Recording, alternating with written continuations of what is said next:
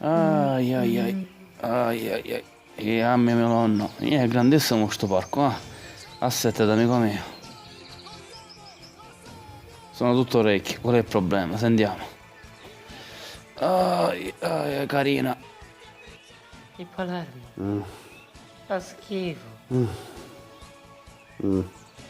Ma ancora con quel libro In combatti? questa pagina ci sono scritte le cose vinte dal Palermo. Infatti non c'è scritto niente. Non abbiamo vinto niente. Anche a scuola mi prendono per il culo. Ormai la squadra del Palermo è finita, ragazzo.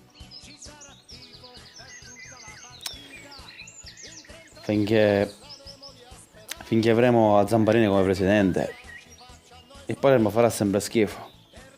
È un dato di fatto. Ma magari è solo un periodo. Ma quando mai?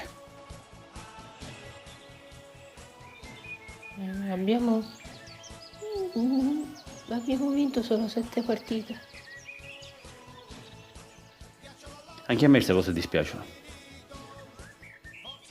Ma finché lui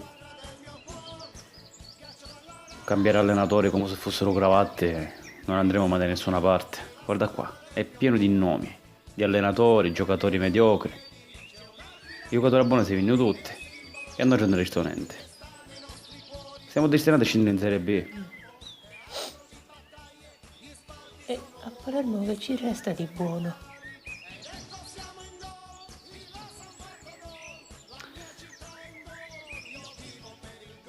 A Palermo l'unica cosa buona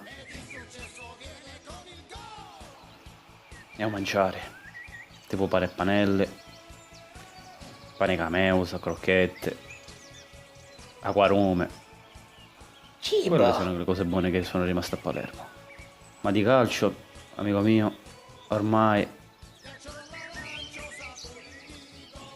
solo una PlayStation può vincere Palermo. E devi giocare a livello poppante, se no perdi pure. Però vuoi sapere una cosa?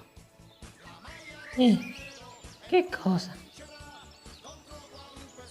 Io per dimenticarmi tutto mi calo leggermente di Zubibbo.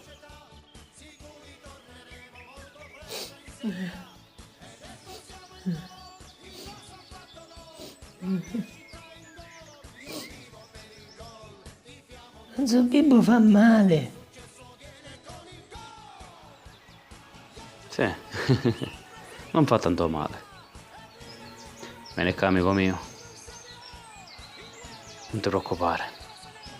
Se cangiamo presidente, un giorno vinceremo.